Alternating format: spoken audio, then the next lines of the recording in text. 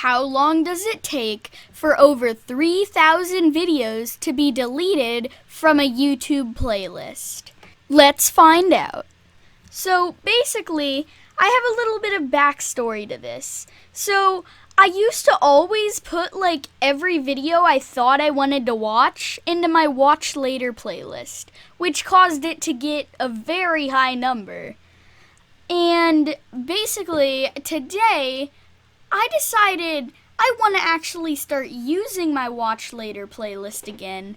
So I went searching through the internet and I found a little script that you can put into Google Chrome and it'll, delete every video from your watch later. You can find a link to the script and how to use it in the description below.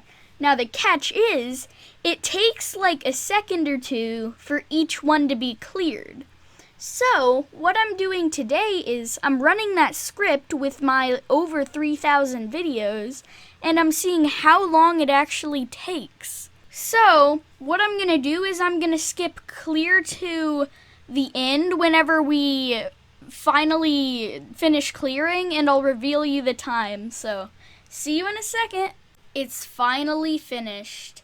The YouTube Watch Later playlist going from 3,188 videos to 0.